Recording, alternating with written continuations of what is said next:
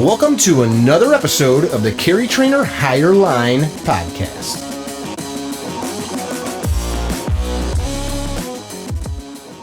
Hey guys, welcome to another episode of the Carry Trainer Higher Line podcast. Got a friend of mine on here today. He's very muscular, fit. His name's Eddie Penney. Is your real name Edward? It's actually Edgar. Edgar. My parents didn't like me very much, I guess. I didn't know that. Edgar. I don't know if I've ever known an Edgar my entire life. Ta-da. Besides Poe, but I didn't know him. Yeah, not personally, just kind of knew of him. Yeah, he was a creep, actually. So I met you doing some firearms training stuff a couple years ago with some mutual friends, and we kind of hit it off a little bit. And I appreciate you taking the time to visit with the Higher Line listeners. We talked a little bit before we hit record, and I asked you what we were allowed to talk about, not allowed to talk about, and all that good stuff. And I think some of the stuff that would be helpful for folks listening is to at least get a backstory on who Edgar Penney is. That sounds like a frickin' novel character from sounds like something just like old like you're the bad guy in a Sherlock Holmes, right? Got the little cane and maybe a little pipe or something. Yeah, exactly. So tell us a little bit. What's your backstory? So backstory: retired from the military, did 4 years in the Marines, and then 16 in the Navy. Those 16 with the SEAL teams. And then after probably about 2 years before retirement, started a company, Contingent Group, which does risk mitigation, security work, mostly international. And then raising kids and working and trying to enjoy life. That's pretty much the backstory right there. You know, and in there we're doing other things like contracting and shooting stuff, like where we met and, little things in there, just kind of mix it up a little bit. Why did you decide to leave the Navy? I'm sorry, the Marine Corps to go to the Navy? I wanted to be a SEAL when I was a kid, and then I had a friend go into the Marine Corps. I went to his graduation, and I just fell in love. Something about the obstacle course, and that just sucked me right in. So I did that. Marine Corps obstacle course sucked you in? Yeah, just being down there at Paris Island and seeing the graduation. I was hooked.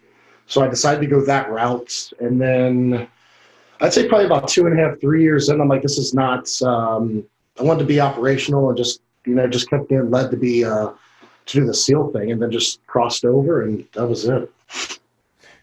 So you didn't finish your contract and get out. You figured out whatever that paper. Yeah, I did my 4 years. Yeah. They used to cross you right over, I believe, maybe a couple years before I tried it, but I had to be out for 1 day, and break in service and then come right back into the Navy. Interesting. Yeah. Interesting. And ultimately, you ended up in the highest echelons of the Navy Special Operations. How long did you do that? Was at Development Group for I think 5 or 6 years. The rest was a Team 2. So it was a good time. And then the last couple of years, I did a training billet. They called it a coordinator position, but try to help young kids get into certain special programs in the Navy. I think I've got a EOD buddy. I think that's what he does. He works at Great Lakes out here, and he described it one time as he said, guys going into the teams, he's the first face that they really see, and he swimming at 3 o'clock in the morning and that kind of chat. That kind of what you're talking about? Yeah, kind of like that. I think the guys up at Great Lakes, there's 2 different divisions up there. One of them is they have guys that are going through a processing unit or getting out of boot camp and waiting to get picked up for buds. And they'll just put them through, start beating them down and just kind of get them accustomed to it. Weed them out before they get out there, save money for the Navy. Okay. Yeah, that makes sense. Mm-hmm. Have the big school suck up resources. So exactly. You, of course, certain things about that part of your life and career you can't talk about. But what's important to me is, I don't know what the percentage is, but of all of the military, few percent is the special operations community, right? Right. And then where you came from, it's an even more finite. I got a buddy that's from the Army side of the house. Mm-hmm. And he's a super cool dude. And one day he made a joke to me. He'd kill me if he heard me say this, so I won't say his name. And he was not being rude in any way, shape, or form. But he's talking about some training stuff. Nothing like, secret or anything, but just talking about some physical stuff. And I go, hey, do you know so-and-so? He goes, yeah, he's just a Green Beret. And like, so dismissive, like where he comes from. And like, I just started laughing. He's like, what are you laughing at? I'm like, it's just, you're not meaning to be a dick, but like you've achieved so much that you like now look down on this fractional percentage of human beings that show that they have this amazing amount of physicality and stamina and intelligence and all that. And you just like, it happens to the best of us. where you came from there, like what sets a dude like that apart from the other million people, that serve? I don't really think it's anything that you just have that drive. There's certain people that, want to be a doctor. That's all they can think about is being a doctor or a lawyer or there's millions of doctors and lawyers. There's not millions. Right.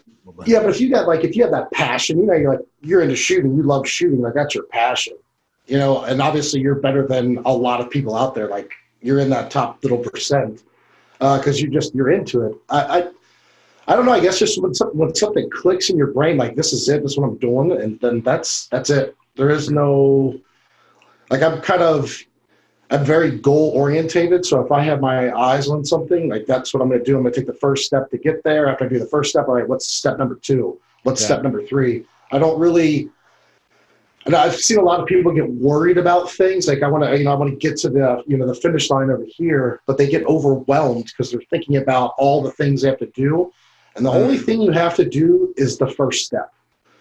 So you do that first step, whatever that may be, and then, okay, now you're ready for step number 2. That's all you have to worry about. That's all in front of you, not step 2, 3, 4, and 5. And I've seen a lot of people get just overwhelmed by that. Like, oh, we have to go do this school, then this school, then this school. Like, we're going to worry about today first, and then we'll worry about like tomorrow, So I think that's probably what helps me. I just like focus on what's the next thing. That's all I'm going to think about, and that's it. Do you apply that same thing in the rest of life? That same kind of... I do. I try to. Sometimes I get, I can kind of fog into like the snowball effect or the quicksand of it all. But no, usually I'm like, all right, what do we need to do here? And what's the first step for that? And that's all I concentrate on. Still taking into account like all the other things that you need to, but there's no need to, I guess, worry. Just I see a lot of worrying when it comes to business or, if we do like I'm in the security business or security jobs overseas, we have to do X, Y, and Z. Okay, like, well, what's step 1? Because that's all we can do right now. That is it. That's all you can do. Right. So there's no need to start worrying and flipping out. When you're planning a mission, though, or a business plan or anything beyond a walk around the neighborhood, you do have to kind of have like an overview. Of course. Yeah, you got to have the bird's eye view, like the whole like grand scheme of thing. But still, when it comes down to it, like it's like anything else, like cooking a meal. All right, let's pull out our meat first, and then let's put on our spice or whatever it is. Right? It's just step 1, step 2, step 3. So I can get that sound bite. What's that? Can you say that whole sentence again so I can collect that sound bite to use later? Okay, got you. To get a steak, you pull the steak out, then you put the spices on. I gotta have. But you know the deal. I mean, it's like anything else, right? Yeah, we like to use the term that Lou Holtz, the coach, phrased. What's important now? Win. Right. I think that's a good one, and I'm guilty of it. Like, I don't know how many times I just did it today. I was at the range this morning, getting ready to head to a class this weekend, and I was trying to just go through some of the stuff in the lesson plan. And I realized I forgot a piece of gear in the car and 2 seconds to walk back out the door and grab it. But in the time I did that, I looked at my phone, and the next thing you know, I get to my car and it was like, why in the hell did I walk out here? I'm reading a text message or an email. I walk back in and I'm like, lost my marbles because I didn't pay attention. What was it? Right. Killed 5 minutes, not a big deal, but we do that shit so much. Yep. And not just like focus on what's at hand. Yeah. I mean, it gets the best of us. But I mean, when you got a thing, because I always get that asked question, like, how'd you make it to the top or whatever? It's just, for one, like it was built to me, I feel like, when I was a kid. Like, that's all I really wanted to do. So it's pretty simple. And then just, I was not saying no to anything or quitting and just moving forward. Like, that's it. Like, there was no room for, oh, what if I don't make this? I wouldn't think that way. Just wouldn't. Do you ever, when people ask you that, go like this, just point? I was a lot skinnier back then. I had to run all the time. I see some of your pictures that you shared from your service. You were, I wouldn't say skinnier, but definitely less fluff, less proteiny. There you go. Yeah, whatever you want to call it. Less proteiny. I think you posted something recently of you like in a hooch or a team room somewhere, and like the shelves behind you were just lined with like, looked like a GNC. Oh yeah. It was on deployments. You always bring all your supplements with you because you hit the gym super hard when you're on deployment. So that do you do that because you need to, because you're bored, trying to kill time? Well, like working out is part of our job. Like, that's like the guys that work for Contingent Group, that's mandatory. They have to work out. Like, we provide gym memberships for them because that's that's has to want fit dudes for your clients. Yes, exactly. We're big into that. And so yeah, like, it's something you don't have to do, but we do it all the time because we have to, you're going out hopping, you got to stay fit. So if you're not working that night, usually you're at the gym, guys are going for runs, they're climbing something or whatever it is. So, and for me, I just fell in love with it. Just like, it's almost therapy for me, going to the weight room and just put on the headset and just going, and just that's my chill time right there. There's so much good studies nowadays on how it combats things like anxiety and stress, and which is like, it's ironic that people refuse, or coincidental, I don't know which it is, that people refuse to believe it, when now our society that's riddled with anxiety and depression. Mm-hmm. At the same time, we sit on our ass all day and sit in cars, sit in planes, trains. Yep. We're not out sweating and humping and. Yep. It's all, a lot of video games and just that crap. I don't, I'm not one of those people that likes to say the good old days or anything, but my wife and I, over the 4th, we live in a nice neighborhood. There's probably half the people here have kids, and we go on these long walks all over the neighborhood with the dog, and we walked, it was beautiful, 80 degrees, cloudy, sun, and there's no kids out at all. And it was it's summer, and it's the 4th of July. There was not one. We walked for 5 miles and did not see one child. Yeah, they're all inside, or it's get outside and start tackling each other or something. Yeah, it was like the day the earth stood still, or some weird movie. You and I were kids, which was not that long ago. Yeah, summer, man. There was every street corner, every block. Everyone's outside. Ice cream trucks going around, all that stuff. Yeah, playing ball, frisbee, whatever. Go ahead. Yeah, I just can remember a time not being outside, playing some kind of sport, basketball, running through the woods, acting like a freak. I mean, you cried when your mom or dad told you had to come in. Yeah, exactly. That's the worst, when they say come in. I'm like, are you kidding me? No.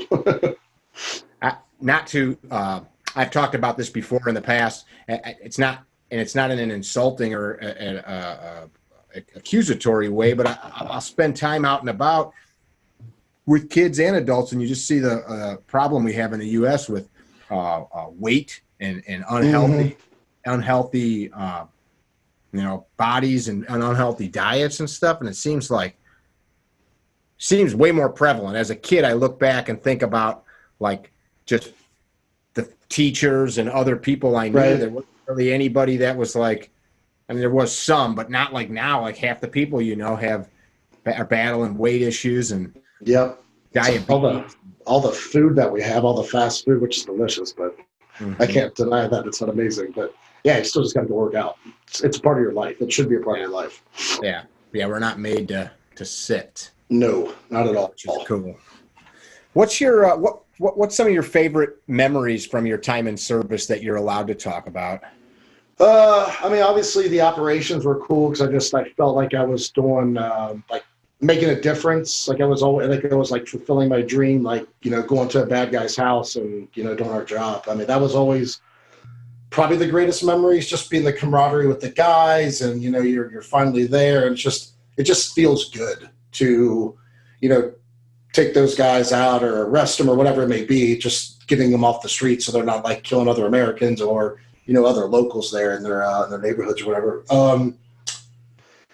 God, there's so much. The trips, just hanging out with the guys. I mean, the guys are amazing. Like, let's go back a second. I'm going to sidetrack you, even though I just asked you a question. So the point you just made about doing your actual jobs, which for you and your time in service was all this global war on terror business. We still have so many people say we shouldn't be there.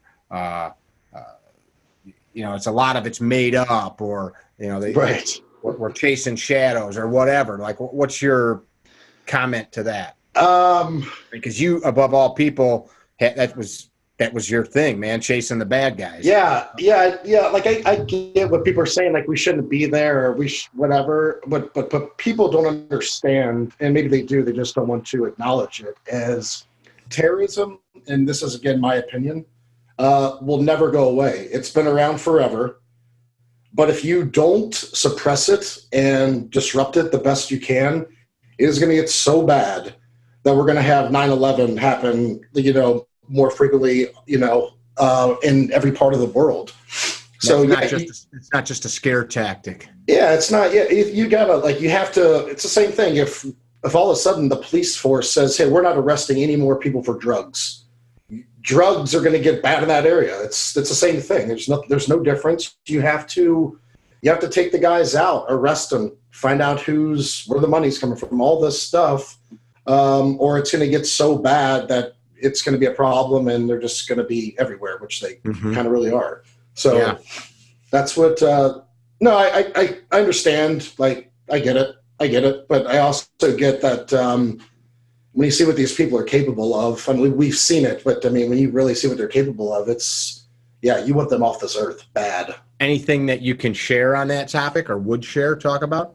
I remember, seeing videos from guys that we would detain or take down, and they would the things they would do to other humans. Videos that they had. That they had. Okay. That their little, whatever they want to call whatever you want to call it, they just take videos of all the stuff. And if you see what they're capable of and what they do, you'd be like, okay, yeah, take them out.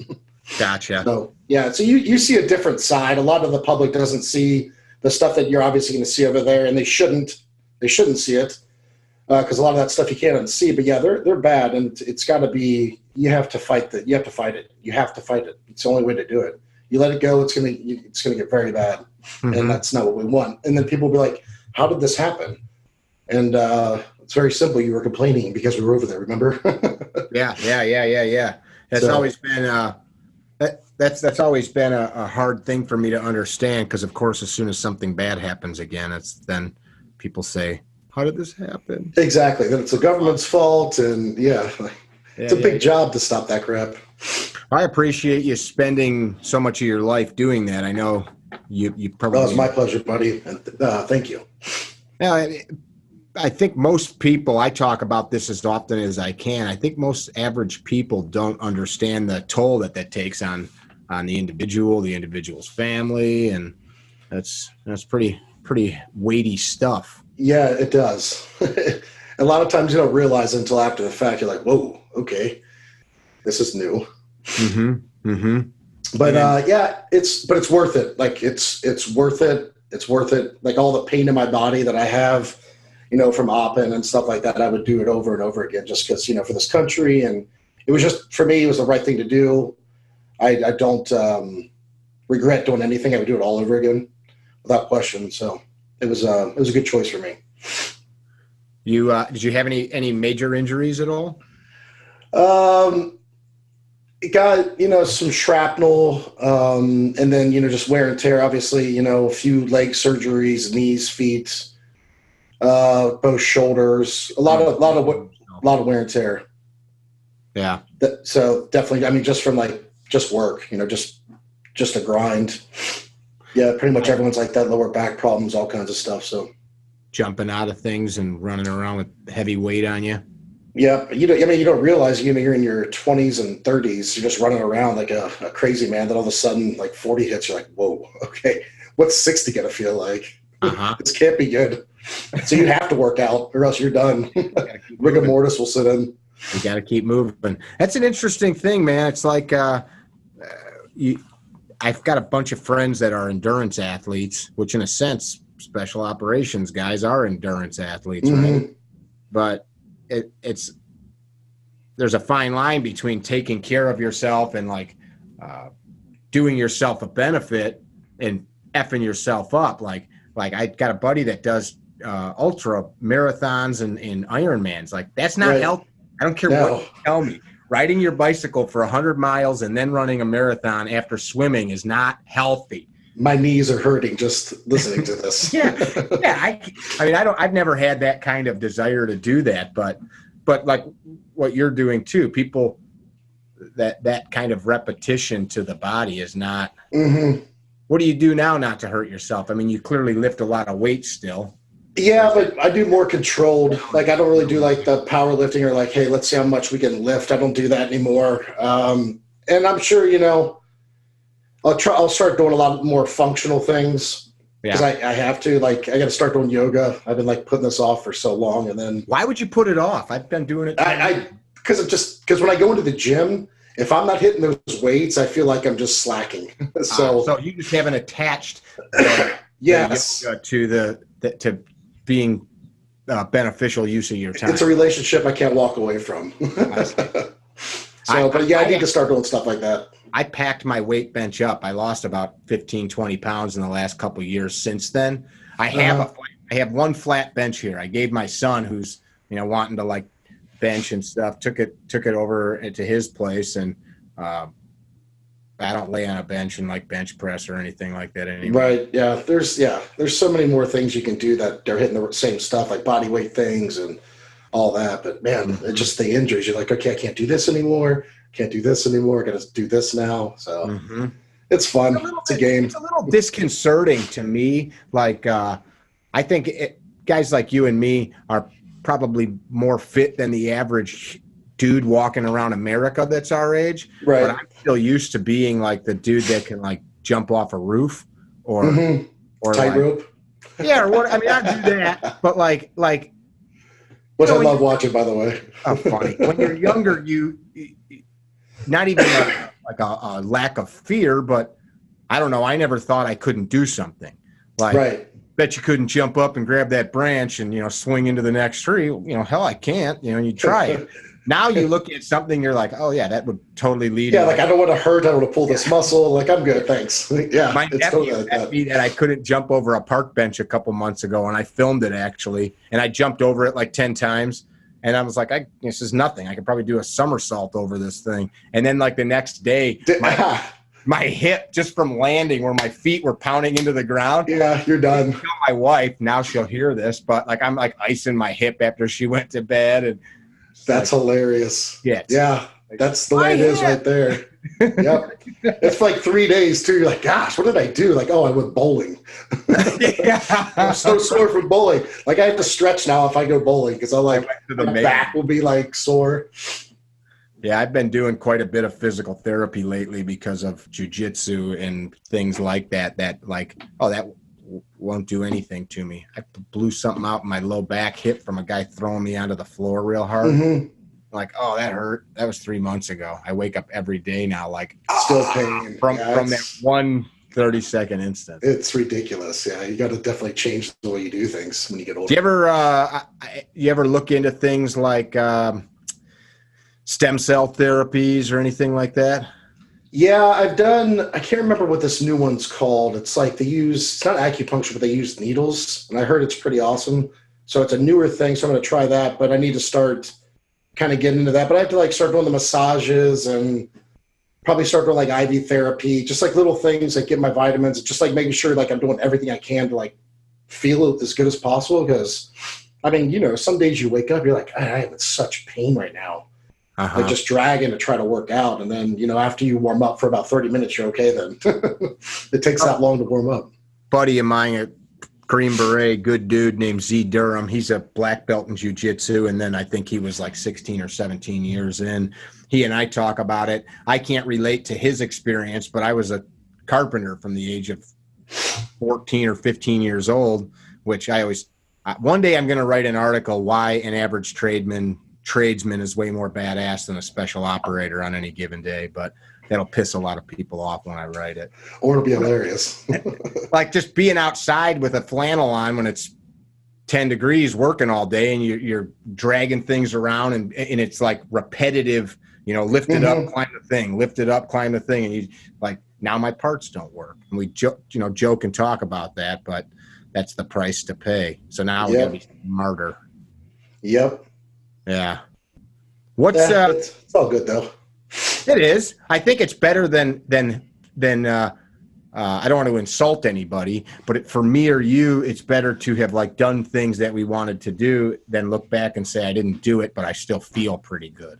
Right. Yeah. Yeah. You definitely don't want to have to go through life and be like, man, I should have done that. Or I wish I would have done that. Yeah. I'd rather, I'll take this side. There's something I posted a few weeks ago, week and a half ago, a friend of my brother who's a very experienced rock climber. It's got to be 2 or 3 times a year. He tells me, hey, you remember so-and-so? He fell and he's gone. And they're so resigned to it that it's not even like they're not, I don't want to say not sad, but it's okay. It's kind of part of the deal. Yeah. And yeah, like everyone knew it or accepted it or. Yeah. It's a possibility. My bro, he explains it like it's to not do it would be dead already. Like we'd already feel dead if we weren't doing it. Is that a little bit like how a guy in your level of service? I know nobody. Yeah, I think. Yeah, I mean, I think there's a lot of guys that do things like skydiving stuff, like canyon carving, for example. That was kind of a big thing that came out. I don't know exactly when, but guys would do it. And I mean, some guys were just talking about wingsuiting, right? Yeah, would just get jacked up, flying too low. And I mean, I know a guy that like just took out his whole hip. He was down for months and months. So yeah, guys do it. But I don't know if they look back at like for that example and be like, okay, I'm so glad I did that. Yeah. But I guess it just depends. I mean, we're all adrenaline junkies. I don't think I am. I mean, in a way, on that tightrope, I'd be like, I'm gonna fall off this thing. It's 2 feet off the floor. It doesn't matter. You flip and there goes your head. Done. You don't flip. You just step off. I feel like that just wouldn't work for me. I think I would just. You would do it. You would do it. You would be able to do it. You just. If there was like a box of donuts at the end of the rope, I could probably do it. Like I'll make it. You don't seem like a donut eater. When they're around, if they're there, yeah, they're getting. I mean, I don't go to a donut shop, for the kids once in a while. But I mean, if they're there, I'm getting it. You're doing it. Let's talk about Contingent a little bit. Yes, my baby.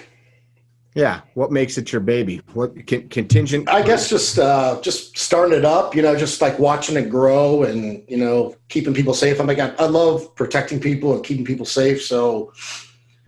Just watching like from where it was, 4 or 5 years ago to where it is now, it's fun to see. And then getting people jobs, like I can get buddies jobs like that. I get so happy when that happens. Like I can, bless somebody with a job or whatever.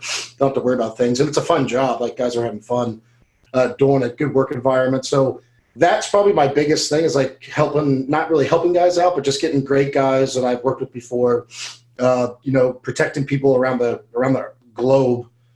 So it's fun. I mean, it's very rewarding. Love it. So, and plus I don't know if I can do anything else with my background. So I really was kind of, it's like slim pickings. It could be like one of those goofy movies where like the babysitter, like that one with Vin Diesel wasn't. Oh, the pacifier. Yeah. Yeah. You could be. Yeah. I saw that before I got custody of my children. And then I'm like, are you kidding me? Like, this is my life. Is it? Is that how you feel? Yeah. Yeah. I did when I was, yeah. Cool. Yeah, but it was more like stress. You want to talk about stress? When I got those kids, I was just a stress ball.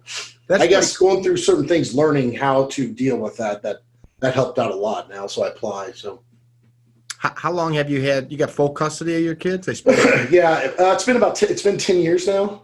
Wow. So yeah, it's really cool. What a learning experience. I mean, I thought my life was over. But yeah, it's totally reversed. I mean, it was just amazing. It's been great. I'm assuming you mean by over because you and their mother separated? Yeah, we got divorced, but just like when I got custody, like I had no clue what I was doing. Oh, You know, my son was, I think he was 9, 10 months, and I'm like operating, and I had to stop operating to take care of the kids, like solely. So a lot of changes there. It was hard because I had to step away from like doing the job that I loved, and then like try to take care of 3 kids. I'm like, all right, what do I do? What do I do? I remember a day where I'm like, I'll never be able to lift weights again. Like I'll never be able to go to the gym because I have custody of my kids, not realizing that there's, kids camp and gyms, right? sure. So that just like where your mind goes, it just kind of takes over. I got you. I'm screwed. I'm so done. But then after like things settle, your thought process comes back to normal or to level. You're like, okay, we'll Kind of goes back to what we started talking about. What's important now? Exactly. Get the playpen set up. Yep. Yep. Feed the kids. Put them to sleep. Yeah, with a military twist. Yeah. So they were little, and you've been Mr. Mom all these years. Yep. When I got them, I just like I was down. Like I thought it was over. But when I got them, I was like, right, I'm going to finish my degree. Got my degree. Started Contingent Group, security management. Okay. Took 6 months of French. I was like just doing as much as I could to still better myself because I had no idea what was happening. And then, kind of Contingent Group just formed when I was contracting for a friend. And I was like, I can start a company out of this. And then it's just grown since, doing all kinds of security services, more on the higher end for like executives and stuff like that. But, we cover it all. We design the actual security, for organizations or individuals that mostly travel like internationally. When you say design it, so I'm Joe Tycoon and I travel all over for business. You create the whole master plan to how to keep me from dying. Yeah, you're like all your protocols, like your kidnapping and ransom, make sure there's like follow through, like way to implement to get you back if we need to. If you have employees lose me, Eddie. Or not lose, like tracking, going with you, like all these things, we do everything. To vehicles, to where you stay, your offices, we do the security on your offices and everything, and like kind of comes back to us and we monitor it all. So just like it's all companies. So it's fun. Because it always changes. With that client base, a lot of your work is probably referral based. They're not going on the yes. Yeah. No, yeah. Like some of them are now starting to find us like on Contingent Group because we put a lot of tips up that you've seen, just like free information for people to like, don't do this, just to kind of help them out a little bit. So we do things like that, and people are starting to find us on Contingent Group, or on Instagram. Mm-hmm. But it's mostly referral. Like I'd say probably 95% is all referral. That's awesome. And you've got a handful of dudes working for you, so you pretty much can just take on whatever you need to. Something new comes in, you right. Get the manpower. Yep, exactly. Yeah, I got like the core group of guys that are running like daily operations, and then if we have to go somewhere, just pull from our network and go do whatever job that is based off like qualifications needed for that job. Certain people will have like we need a certain language spoken down there, an interpreter, just things like that. You still do any work with that resort that we both have stayed at, that one down in Baja? Not anymore. They're about to sell, so they're kind of they're about to sell to another party. So yeah, we kind of pulled off on that one. I hope it doesn't change because that place was special. Place is awesome, right? Yeah, Todos Santos, like one of my number one vacation spots that I've ever been to.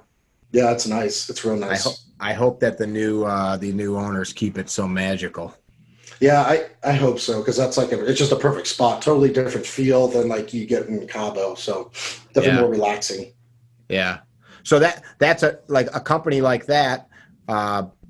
You help them physical security of the structure as well as some of the planning stuff. Everything, yeah, like all your emergency preparedness, like for her, because obviously hurricanes are a big concern there. That kind of things, we do it all. Okay. So just monitor the weather. If it's coming, make sure they have supplies, all that stuff, backups, way to get them off the peninsula if they need to. All those things are covered. We do it all. That's pretty interesting. It's a lot more than what you'd learn in your SEAL job, for sure. Right. Yeah. Yeah. You guys But aren't. like a lot of that stuff, though, we do it. Oh, we did all that stuff. You know, you always have your contingencies. It's really no difference. You know, it's the same thing. Like, hey, how do we get to keep ourselves alive if this happens? Mhm. Same thing. Like if, you know, we got a business down there and they have X amount of employees and, you know, this happens, what are we going to do? Like, how are we going to mitigate this process? So it's kind of I the guess same thing. the difference, I guess, from my perspective is a bellhop or a uh, bartender that you're keeping safe is not the same as your trained Right. Yes. partner. Yeah. Yeah. The lack of situational awareness and unknowing it's pretty crazy when you start dealing with that. I mean, it's really not their fault. I mean, everyone should be schooled up on situational awareness and protecting yourself, but you know, we kind of grew up in the industry, like with guns and protecting ourselves and self-defense. It's a little bit different thought process than somebody that's been slinging drinks around the whole time. They're not really thinking about that. You know, they're thinking about how much tip money am I going to get Yeah. versus how do I stay alive? Although I've met some waitresses and waiters and bartenders over the years that sure know how to read body language and Right. Yeah. As they reach for their gun underneath the bar. yeah. And you can, Yeah, that's true. sniff out trouble. That's true. An interesting thing. I think it kind of just depends on what the person's desire is. There's this show I saw last night. I don't watch a lot of TV. I shouldn't say it's goofy, but it was kind of goofy. It was like a hidden camera show on Netflix. Right. And they scare you. So like I would set you up and you think you're going to a bachelor party or whatever. All of a sudden there's like a murder there and you're like, what the hell's happening? And then you find out it's like this crazy stuff. That's hilarious. They took this kid who's scared of blood and he thinks he's working for a temp agency and he's at this place that he's there to like check this physical property and take notes on the condition of the property. And they start coming upon like a bucket full of bloody rags. And there's like some crazy homeless guy in a pile of bones. And they figure out this guy's like eating humans. And he's saying oh my gosh, like basically this guy was like a demon worshiper eating people. And they move further on in the building and they find a girl tied to a bed and she's screaming, they ate my legs. And it looks like she's got no legs and there's bloody stumps. And this guy's like freaking out. He's going to jump out of the window. This sounds amazing. I'm watching it last night, having a beer, just like it made me think of this. Like, this is so terrible, but this is no different than the Romans feeding people to lions. You know, like we're like in our brain, like we were laughing watching somebody horrified where they're like, this guy's ready to shit his pants. He was going to jump out like a multi-story window. And they stop him, and no, it's just a joke. And he's like still dazed. What do you? Yeah. Why did that pop in my head? That popped in my head for a reason. Oh, just talking about like some people just innately don't pay attention to certain. Right. But that's oh my god, I gotta watch the show or find. They did another one. They did another one where this girl thinks she's like helping as like a waitress at a like a fancy private birthday party, and there's all these wealthy people, and she's like helping out, dressed like in a cocktail waiter outfit. And in walks a guy with like a cake box, and everybody stops and looks, and they're like, Eddie, what are you doing here? And he's like, I wasn't going to miss this. And they're all actors, and you realize that there's like this weird vibe where he's not supposed to be there. And he's the birthday boy's old business partner, and they had a falling out. Anyway, he's there to make amends, and he gives everybody cake. He flew this cake in on his private jet from Europe that morning. It's like the best cake from Belgium or something. They all eat a piece, and he's like, has everybody got a piece? And he tells them it's poison. And so this girl thinks she just ate poison cake. Oh my gosh! At the mouth and shit.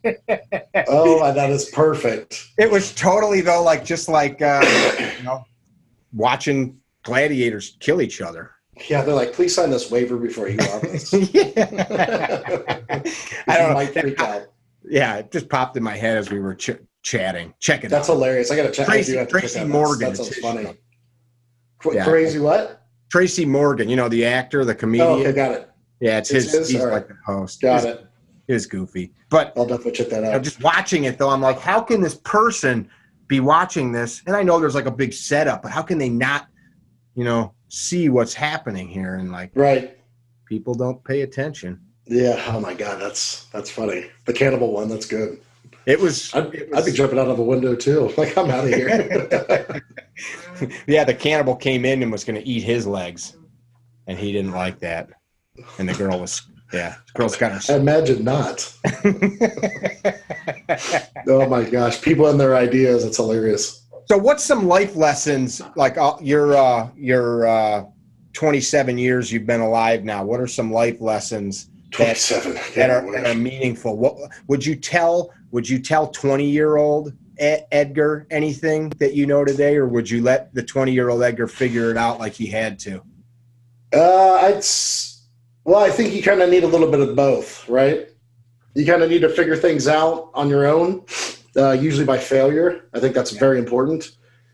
I guess my biggest thing that I would tell my 20-year-old self is probably read more. Huh. I would, I like kind of get into reading the whole mindset thing. I really like mindset books or audiobooks or whatever. I don't know, it just applies because everything I think that you do starts with your brain, right? Your brain and your heart. What you're going to do, how you're going to handle a certain situation. So probably read more and don't open your mouth so much. That's one thing I would definitely not do, is keep quiet a little bit more instead of like just giving your opinion, or you feel like you have to say something. I would definitely younger me was the loudest mouth asshole. Oh man, I'm like, okay, Eddie, you can't do that anymore. Grow up. What would Those are my two things. So read more. What if you said mindset stuff, but like at that time, was there stuff that you shied away from during those? No, like I do a lot of military books, factual, nonfiction, history, that kind of stuff, or self-development of something, obviously waste of time on Call of Duty, Guitar Hero, stuff like that. Like I shouldn't, it's okay to do that, but not 5 hours at a time. Probably pick up a book.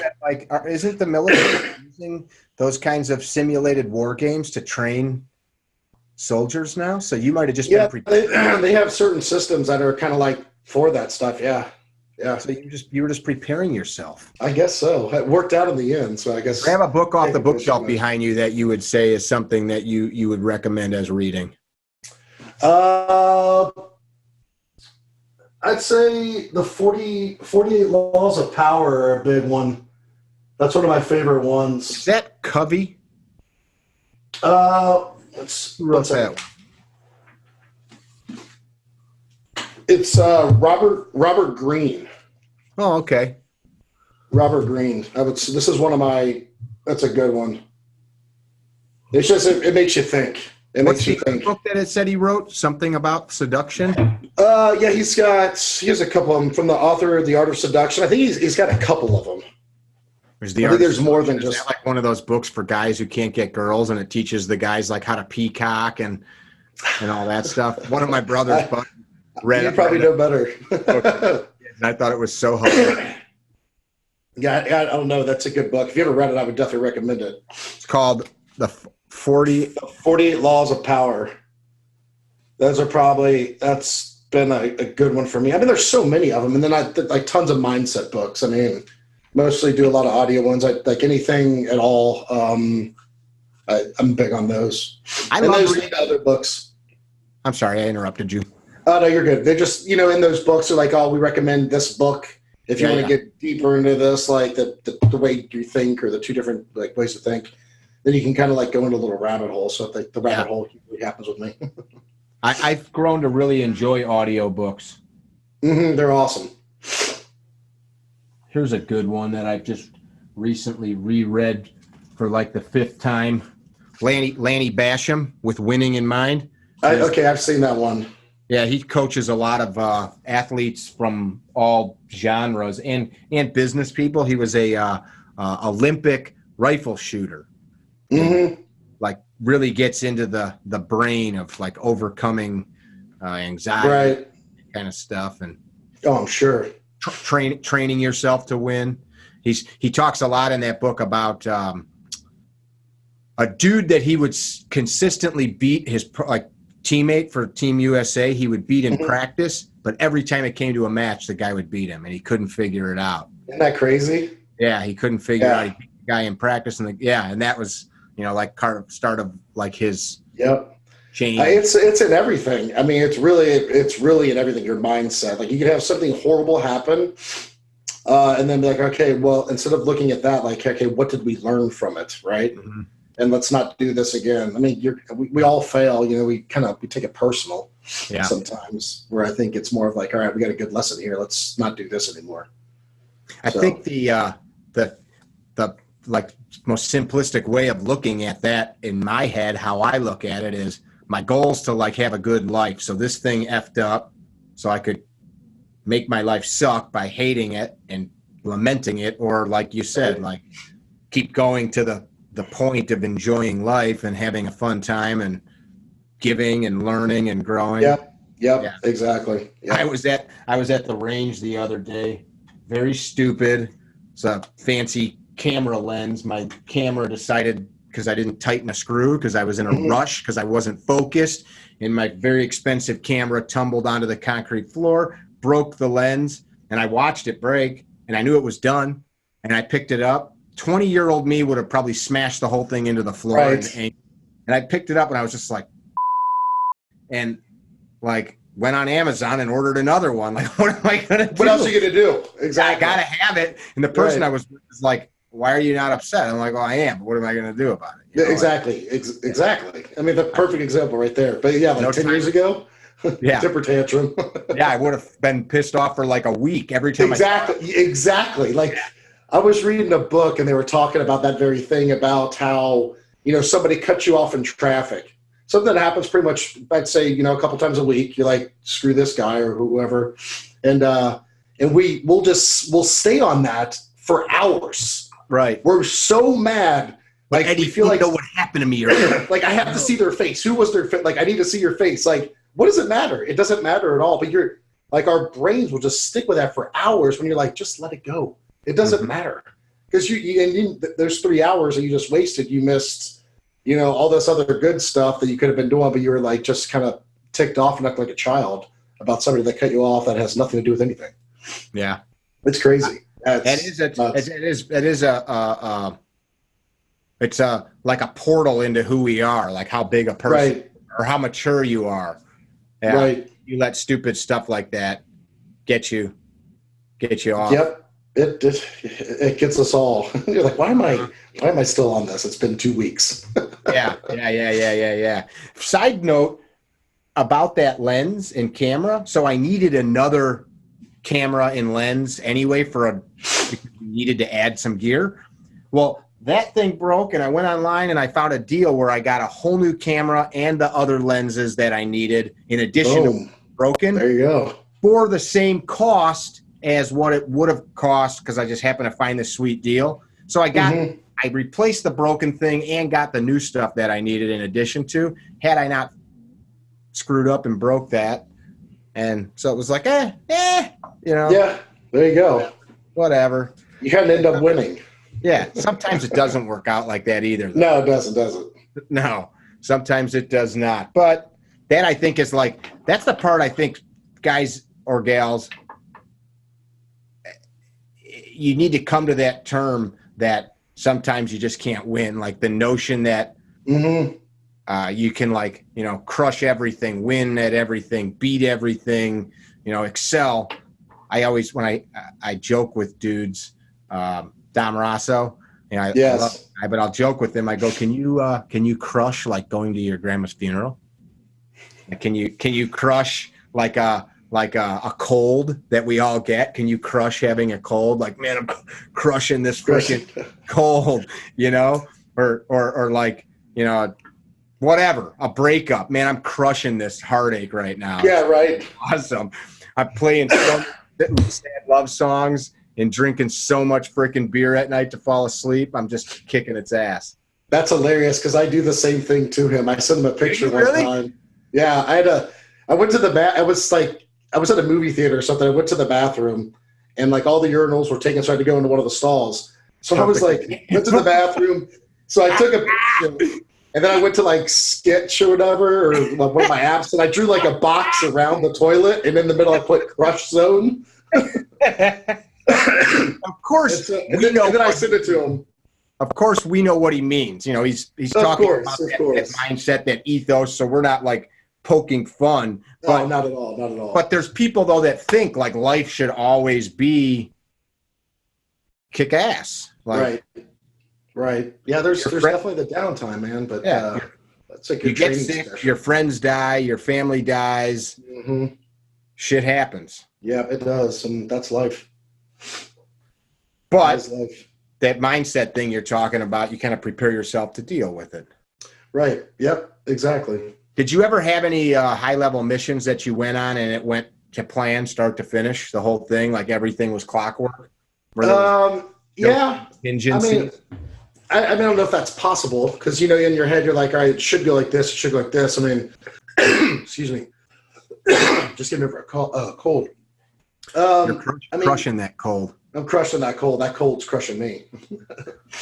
I mean, I would say, you know, for the most part, like, yeah, you know, infill went good and on target went good, but obviously you don't know like what's going to actually happen. But yeah, like, hey, we're coming for this person or this person, and we want this, and yeah, it all goes as planned. I mean, that's usually how it is. But you know, the stuff that happens from the start to the end, I mean, that's always a toss up. It's always thinking on your toes and just be ready to react. Which was I was kind of navigating you to that point. That's like a microcosm of life, but there's always high stakes. Mm-hmm, right. Yeah, like absolutely. If I get in traffic on my way to meet my wife for dinner, like big deal. Until you get like upset, and then now you're upset when you meet your wife. Yeah. Well, I mean, it's different. Like if the people coming to pick you up when you're getting shot at are late, a little different than me. Yeah, little different. Yeah, a little different. Dinner. Yeah, usually it goes well. We have like our contingencies and like, hey, well, this will happen at this. So we're good. I mean, and you know, obviously, when you're operating at that level, I mean, guys know their stuff. Like, there's no talking, just everyone's doing their job. You know what they're supposed to do. So, I mean, all in all, yeah, execution went really well. Like all in all, for like day-to-day, you know, operations. Who's more badass, Navy Special Operations or Army Special Operations? That's hilarious. Everyone knows this answer. It's the Navy. Yeah, as long as you ask a Navyman that answer. Yeah, of course. You ask my buddy Z that question, and Z just goes. Z's got a very basically, if you hear Z's voice, you'll want to like marry him. He's got this like deep Southern drawl, and it's he just wins everybody over, and he's just like, shit, man. Like, what the hell do you think? Basically, the same thing you said, and you're like, damn it, whatever you say is true. I don't even. Whatever you say, can you read me a bedtime story? So honestly, what's the answer to that question? Navy. Is it? Why do you feel so? Why do you feel so? I mean, like, obviously we have different missions. Missions. I've worked with their tier 1 guys, and they're awesome guys. Awesome guys. For me, the way obviously I'm partial to the SEAL teams because that's where I grew up. Yeah. But with us, you get to that level, guys are coming from different spots, which is you don't know their background. You know, I'd rather have a guy that was, you know, had 8 years in the SEAL teams. I know he's been to combat. I know his pipeline. I know what he's capable of versus a guy that was a cook. Yeah. And he just happened to train and now he's got this, but his experience isn't there. And I mean, that's rarely there. And he guys movie. What's that? That Under Siege with well, like tier 1 over on the Army side, the green side, they can pull from anyone, and they just got to go through their training. So, but those guys are awesome. They are good to go. Period. I'm always going to say Navy because that's my brothers. But yeah, of course I'm going to say Navy. Then we have more movies. You have more movies? More movies. That's an old Green Beret once said to me, you always can. Do you know how to tell the difference between a bunch of Army guys and a bunch of SEALs in a bar? And I'm like, no, I don't know. Like tattoos or like the SEALs are having fun, probably. I don't know. No, he said the SEALs will tell you. They'll let you know. Which is why we're having fun. Yeah, That's true. I've done quite a bit of partying with you and some of your boys, and I agree. Yeah. Yeah, we like to have fun. We like to party. I like to party too. It's That's funny. It's an interesting topic, the vicissitudes of life, how we deal with it. And I always like I've noticed in my old age, talking about like talking to our younger selves, I've really started to develop like a philosophy of life that I never had. Mm-hmm. Not like it's different than I once thought, but just the way I look at the totality of things differently than like the busted camera lens. It's money, it's annoying, but like my kids are healthy. I've got a nice house. I got a fridge full of beer. I got food. Exactly. Like, hey, yeah. We seem to, as humans, I guess, we seem to focus on like the bad thing at hand. If we just kind of pull ourselves back, like you just said, like, look at what I have. Yeah. Don't concentrate on what you just lost or whatever, but look at what you have. Because that's what you have. You can't help with what you just lost. I like that. What's next for you? Build Contingent Group. Started, this is the first time being discussed, started a book. I was about to ask, are you going to write a book like every other Yeah, so I started one a couple years ago, and it was really just me kind of throwing up on paper. It was kind of therapeutic. It was, it was recommended to me, so I did it. Is kind this of like one night. Fiction, or is it like your autobiography? It'll be kind of like a biography, but like I did a podcast with Mike Ridland, and it was received pretty well. A lot of guys were like, hey, you should really write about this stuff because, my story's kind of unique, like just, the SEAL teams and switching services, getting custody of my children, starting companies, and all the things that got to go in there, and then like finding Christ and kind of things that helped me get through certain things. Mm-hmm. So kind of started on that, and we're working with an agent now, and so we'll see what happens. So pretty excited. So are you actively typing away at night? Yeah, we've got a few chapters done, and one of my good friends, he's like ghostwriting for me, Keith Woods. So we're actually going to be meeting up here in the next couple of weeks and kind of knocking out everything. We're getting together for a few days and just hashing everything out and start working from there. So I've been got a couple chapters done. Writing a book for the last 4 or 5 years. It's daunting. Yeah, it is. But it's just kind of it's another thing. Like some days you probably, I'm assuming this is probably the same for you. You're like, let's write away. Yeah. And other ones, you're just like, I can't do anything. I can't even write unless you're our friend Jack. Yeah, unless you're Jack. Jack, he's awesome. Crank out bestsellers every 2 weeks. Yeah, here I am, just finishing up another novel. Yeah, good for him, man. His terminal list did awesome, and yeah, he's a good guy. He's a great guy. For sure. So the book is like your life story, kind of some of your perspective stuff like we're talking about here? Yeah, we're kind of deciding what to do. We might do a couple books. So one kind of on this, one on mindset, and then one kind of contingent group, like travel security book. So we'll see. Just ideas we've been throwing around. We'll see. I like it. That sounds cool. I'd be excited to read that. Yeah, pretty pumped about it. I can review it for you. Oh, can you? Good. There's mine's gonna be a pop-up book, so very simple. Hey, shut up. I like that. I like the pictures. Hey, I helped Jack with this one. Yes, I love it. For being the most badass person I've ever met, even more so than Eddie. Strength. What does it really say? It said I had 600 of these to sign. Be well. Be well. He wrote my signature. Support and for what you do in defense of freedom, strength and honor. Nice. Yeah. He's always good with his words. Yeah, he is. Well, he's a freaking author. Good dude. I'm excited that you're writing a book. What else? You got a book coming out. You're a father. You stay physically fit. I like to ask people this. So right now, some of these people have never seen you, heard you. We're going to entice them to go follow your social media and keep in touch with you. But if you never cross their way again, if you kind of like old school, came upon them in a tavern late at night on your horseback ride across country, what would you leave them with if they remembered Eddie Penney?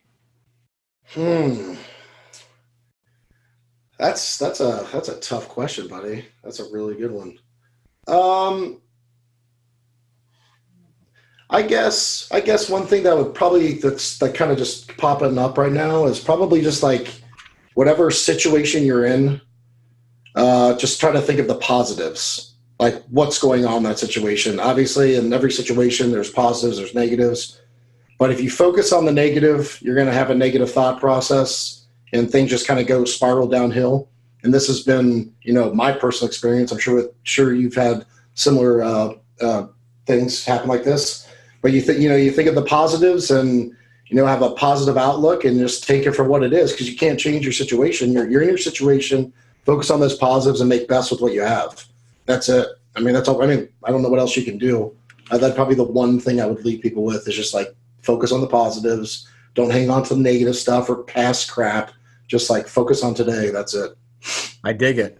It allows you to take the brain power or horsepower that you have available and direct it to where you want to go instead of right. Exactly. Things you can't control. Like some things you can't control. So why worry on it? Why? Yeah, I dig that. I appreciate it, man. I appreciate you passing that on. I appreciate your time, your service, and for continuing to look good every time I see you. You're perfect. I want to hug you through this screen, but I can't. You're all like, that's funny. No, thanks for having me, buddy. Of course. You're in Texas. Yep, down in Dallas. Dallas. What county is that? I'm in Tarrant County. Tarrant County. I got a buddy running for sheriff over in Houston, Harris County, I believe it is. Mm-hmm. Yeah, Houston and the humidity. I'm good up here in Dallas. What's that mean? It's very humid down in Houston. I didn't hear what you said. I got you. Yeah, humid. It's really bad. It's insane. It's insane. I think I've only ever been there one time, and it was a long time ago. So yeah, it's probably why you haven't been back. It's humid. I don't really mind weather. No. Yeah, I'm a little baby. I'm like, where's my AC? No, you're not. Yeah, I am now. Like, I don't want to be miserable if I don't have to be. I just want to like nice. I'm like a little diva. I'll tell you what. In my construction life, I spent 10 years out of doors in Chicagoland every day. And that when I went to work for myself, I started doing what I wanted to do because I was sick of being on a roof when it was 90 for 10 hours a day, and then being on framing a house and it was 8 below zero. Right. And you did it day after day. I was like, I don't like this. I don't like it. Frozen feet are the worst. Oh my God, it's horrible. You don't even know who you are anymore. I would rather you punch me in the face. Yes, you go clinically insane at that point. Yeah, it's all you think about. Yeah, it's miserable. No one likes that. You guys really only ever do work in like nice weather, right? Yeah, like the Caribbean, that's where we go. That's really it. Only nice beaches, pina coladas waiting for us. We like it that way. Why would you not like it that way? Yeah, I got a little brother that was in the Coast Guard, and he got sent to San Diego. He was like, and about 3 weeks later, he's finding an apartment and stuff. He calls and is like, well, I must have done something. I'm getting sent to Sault Ste. Marie, Michigan, which is the border of Canada and Michigan, and stayed up there for the rest of his time in service, like with icebreakers and stuff. Right. And tundra. So he went from thinking he was going to be hanging out on the beaches watching girls style. Yeah, got effed. Now he's watching elk. yeah, right. Yeah, it was more like toothless strippers and yes. Yeah. Things change a little bit. Yeah, that's exactly what it was. That's funny. How do people find you? What's your Instagram handle? My personal is Eddie Penney, Penney, and then Contingent Group is the company one gives out like free security and safety tips, which you've been following us for quite some time. So yeah, it's just something we try to give back just try to keep people always thinking of their situational awareness and all that good stuff. So we'll continue that this week. Actually, we call it She Wolf Week. It's all safety and security just for females. So We'll be posting on that all week. So super coincidental. I take off to Pennsylvania in a couple days to do a 2-day women's only. there you go. Yeah. I found that taking them away from dudes and allowing them to communicate how women communicate, how their cycles, like where we can be quiet all day long and just bust balls. They want to commiserate and laugh and joke in a completely different manner than men. It's a lot better environment. I'm interested. Yeah, absolutely. See what you put out on that. If you folks listening, we'll post up a link here. If you're watching on YouTube, we'll post up a link to Eddie's Instagram account. And if you're listening to this and not watching, our Instagram account at the Higher Line, you can or will be seeing a copy of this segment there, or some of it, which I'd like you to share with friends so other people can check out what Mr. Edgar is putting out there. I appreciate you, dude. Likewise, my friend. Thank you very much for having me. It was good to see you and chat it up. Thank you. The rest of you guys, if you're not following us on whatever platform you're on, I think you should, because we're spending a bunch of time while our wives are at work, sitting at home on the computers, talking in front of these crazy bright lights. It's hard work, and we expect you to pass this stuff on. And tell somebody you love them. Don't be a dickhead. Be well. Visit our website, carrytrainer.com, for information about classes held throughout the U.S., Carry Trainer apparel, and upcoming projects. You can also email us at training@carrytrainer.com for information about setting up your own private course or speaking engagement. Training@carrytrainer.com or carrytrainer.com.